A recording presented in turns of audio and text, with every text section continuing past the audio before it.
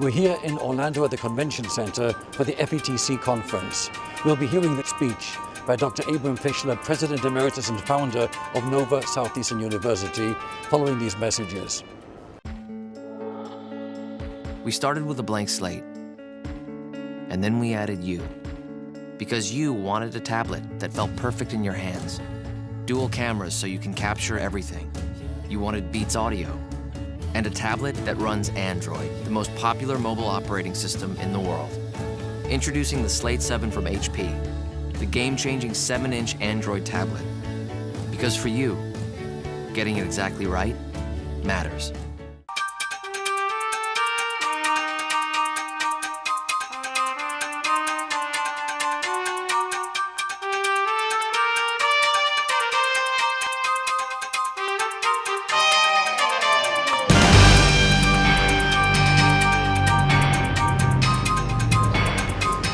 Ladies and gentlemen, Dr. Fischler.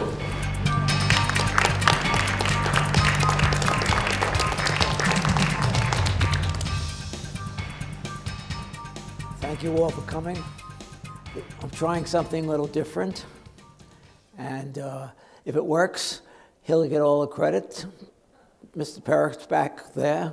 If it doesn't work, it's my fault. So we start off with that. I also would like to introduce Dr. Cindy, who has been working with them. And I have a guest here today whose book I just finished this week. She deserves a real round of applause.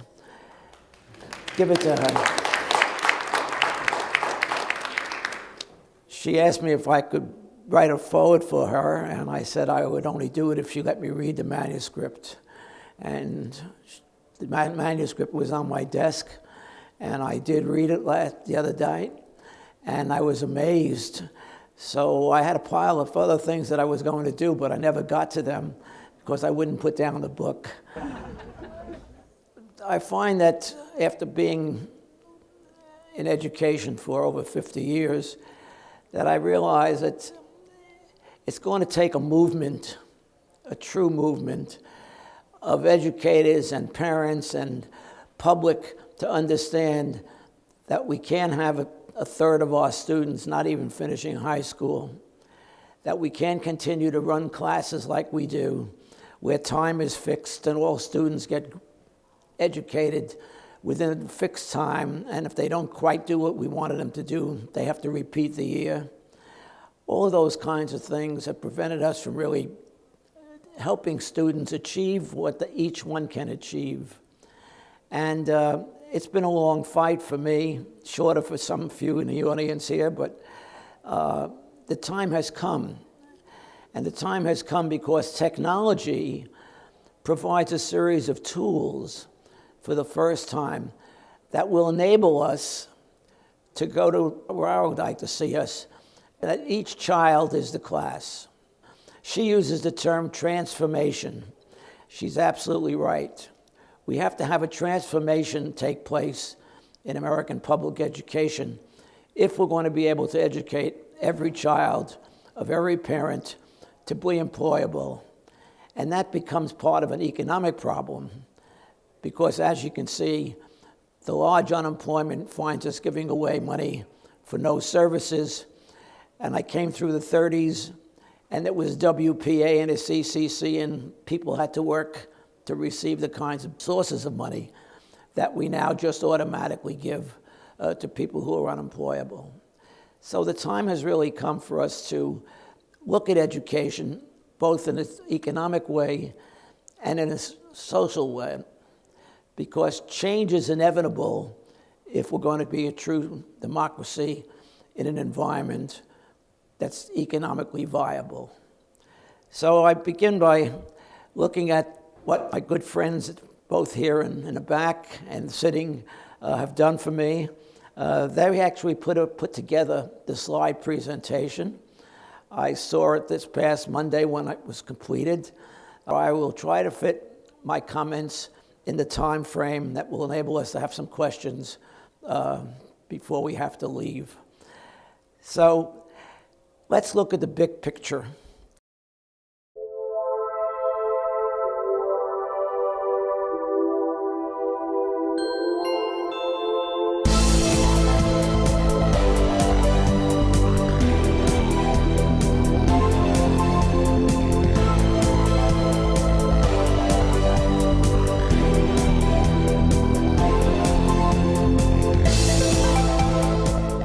What you're seeing is a stunning display of the variety and depth of Americans at work, creating the products and services of our present and future.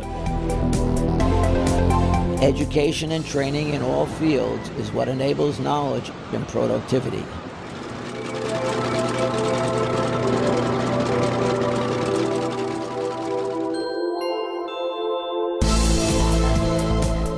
Competencies. We take lessons learned and the best practices from all over the world and implement them in many jobs.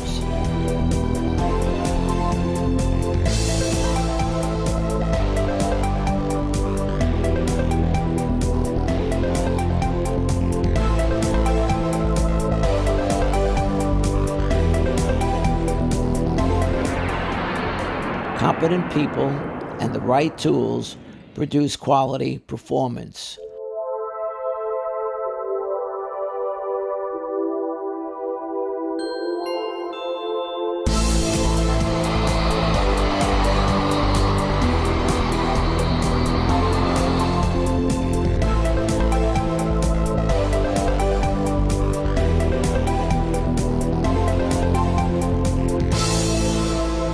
That's what's needed now and for the future.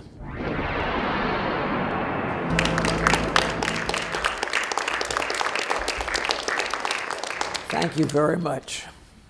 Note the classes which we started with 30 and 40 students in a class sitting in rows like you're sitting here, and the teacher trying to accommodate the cross-section of the population.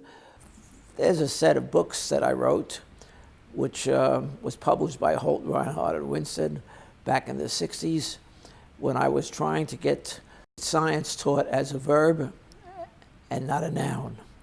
In those books, I didn't tell them what the answer was to questions like, what color did you get? And even in the teacher's manual, I didn't answer that question because I never knew what the student might pour more acid or more base into the solutions, and therefore the color would change. But what they would learn is that a slight increase in acid or base would in fact change colors. And that was important. Our whole world has changed. It's now far more technologically oriented with the internet, Google, Yahoo, etc., so that the world comes together through technology, and we now can speak to people almost anywhere in the world if they have some technology. And what we're going to try to get to is that each student is the class. The student is the class. And therefore, we have a continuous progress type of program where students learn at a rate which will enable each student to succeed because we're varying time. In the old system, time was fixed and we varied grades based on student performance. Now, that's not the case. Now we have the opportunity to have individual students or small groups of students working, and we vary the time they're on task and therefore give each student the opportunity to succeed.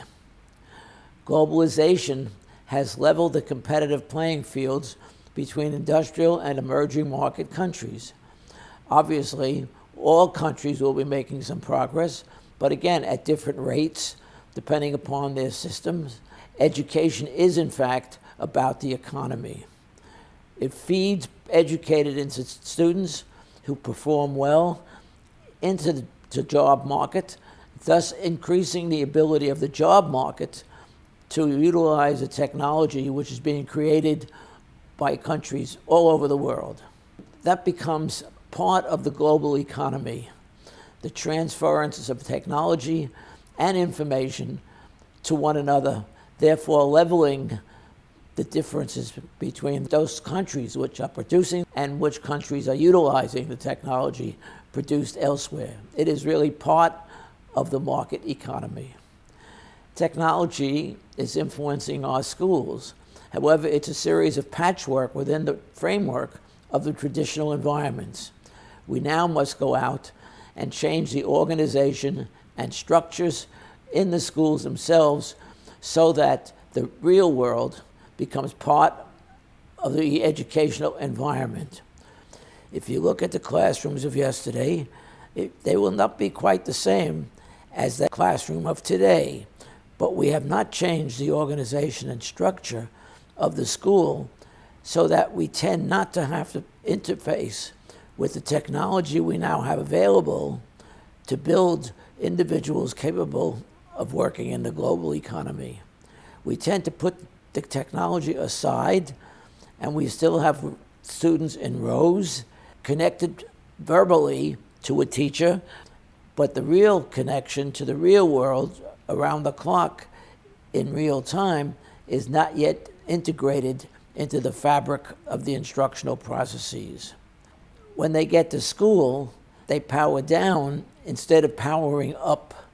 In fact, just recently there was an article where the students are being asked to shut off their mobile technology and put it aside so that it do not interfere with the lessons within the classroom, instead of asking them to tune up their technology and have it integrated into the fabric of the instructional process.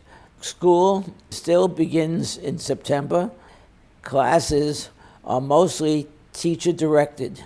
We have 3 reading groups, 2 math groups, and then the students have science and social studies, usually within projects. We have to begin to integrate the instructional technology into the fabric of the learning environment so that teachers have time to spend with individual students that have questions, students that need additional motivation, students who have to integrate other sources of learning tools in order to acquire the knowledge and the skills that are necessary.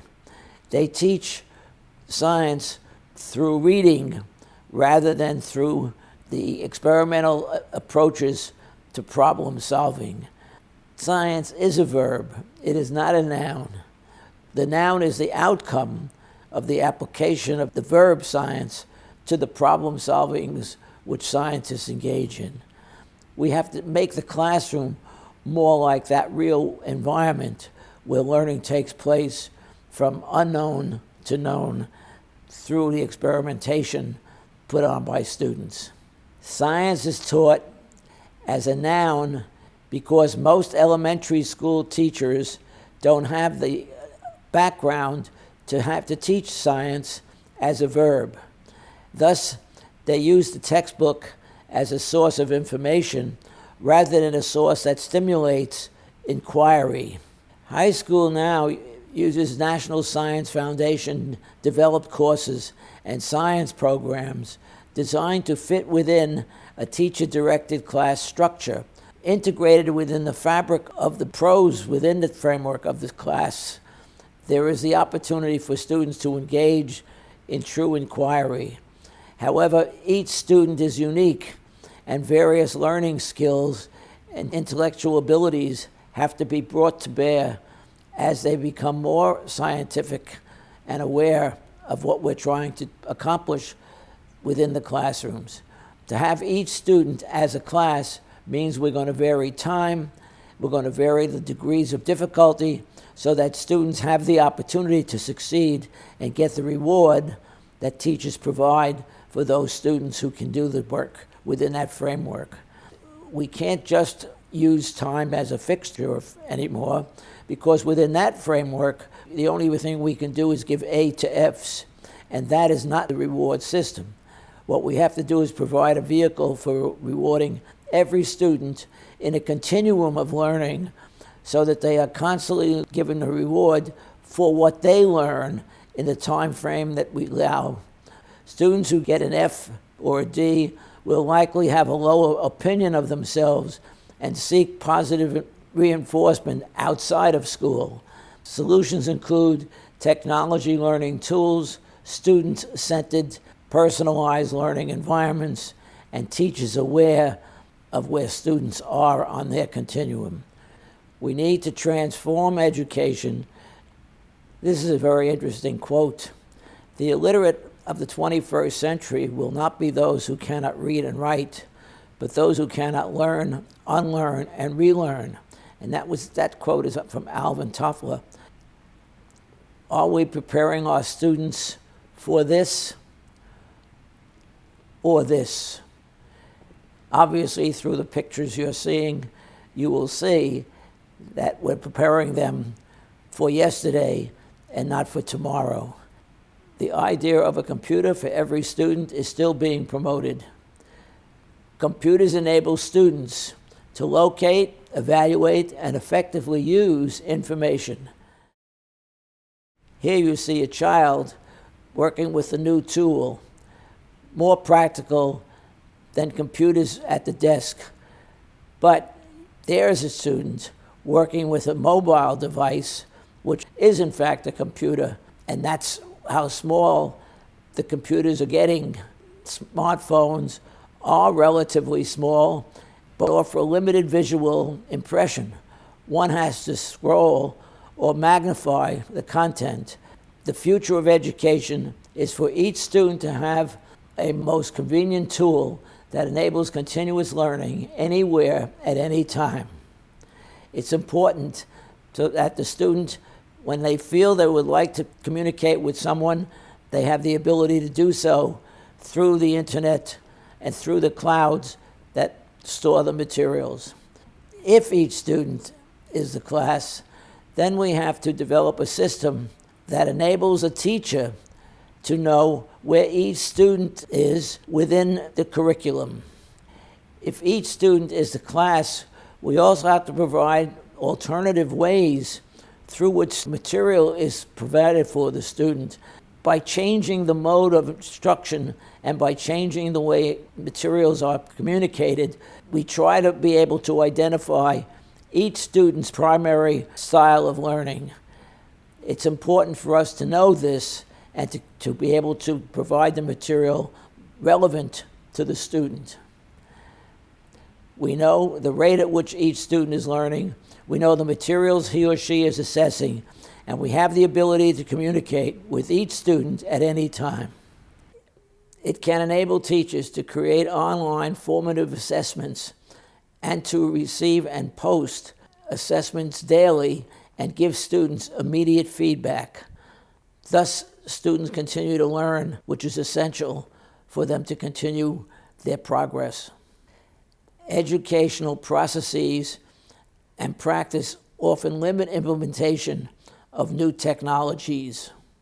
Personalized learning is not adequately supported at the present time by most academics. Learning and teaching technologies are not utilized by most academics. The tablet is increasingly used as a personalized learning environment. Tablets are not just another laptop. They are a new environment and technology. We need to transform education. Allow me to introduce my systemic change model. What you're looking at is a cube which has 3 faces. You will see that what we have to do is introduce 3 modes of instruction. The self-paced mode, referred to in the literature as computer-assisted instruction or computer-mediated instruction. The second is the tutorial mode, where we organize the class into small groups where students are working on projects, communicating through their technology at home or even in class, etc. And finally, the third mode is this small group which makes a presentation to the rest of the class, so that the information is shared as they come to some conclusion within their structure. Now, if you go down to the left side of the cube as you look at it, we have to do things systematically. First, we have to make sure that we take the time to educate the communities within our areas. By communities, I'm talking about teachers, parents, clergy, all the people through which the schools receive and send students, and that's important. Next, we have to change the curriculum so that the 3 types of instructional modes are built into the communication environment of the curriculum. We also have to look at the technology. How can we introduce technology into the fabric of the instructional program and also to monitor the progress of students? The next thing is a student management system. Remember, I had said to you previously, we have to keep track of the students' learning and the methodologies they're using and the continuum that they're proceeding through. Then we have a teacher training. You can't do much without training the teacher to integrate all of the above into the environment where learning takes place. And last, we have to change the organization and structure of the school to accommodate time as a variable and mastery as students progress and achieve the objectives. So you'll see that the bottom, I talk about cost and I talk about time. That depends on the availability of monetary resources to retool the environment to be sure that all of the necessary tools are there. The bottom line is we need to transform education. The bottom line is each student is the class. And I thank you for coming and listening.